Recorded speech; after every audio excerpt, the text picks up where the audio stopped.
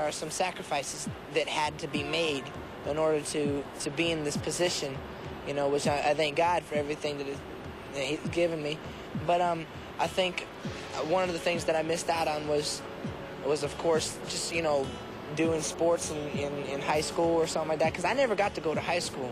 And I came right out of junior high and jumped into doing tutoring because we were always traveling. Being pulled out of high school was something that my parents were obviously worried about, because education is something that's very important, I think, to everybody. And it's something that kids should always keep in the back of their mind, because you can do anything you want, but if you don't really have an education, you know, I look at that as being a true success. You want to graduate from high school, you want to have an education, it's a bare necessity, it's very important.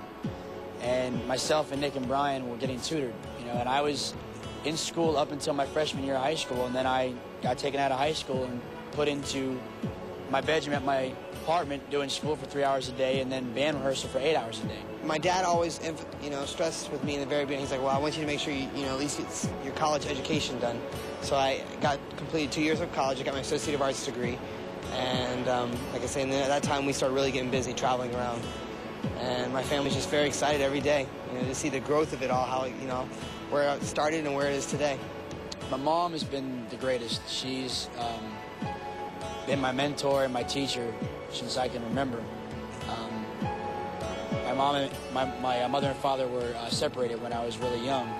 So my mom and my grandparents were kind of the ones that raised me and drove me to all the auditions and was just nothing but supportive. My mom sang at church every Sunday in the choir, and sometimes she would sing solos, and Brian's parents did the same thing. And then I started singing in the choir, and I started doing solos. I even did a duet with my mom one time for Christmas. And then I started singing in school, and so they just instilled a lot of love for music in me. My mom and dad were high school sweethearts, and they would win dance contests and stuff all the time in high school. And so they also instilled the love of getting down, getting funky in me too.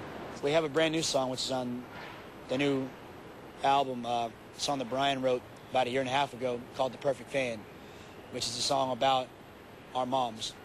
It's a song that kind of breaks generation, it breaks boundaries, it breaks age barriers, because of the fact that the Backstreet Boys aren't just for, you know, 9 and 10-year-old little girls running around. There's something that that everybody can listen to. You know, we've got Mother's Day that just happened, you know, so it's something that I can give my mom and say, you know, Happy Mother's Day, Mom. It's something that I worked on that came straight from here.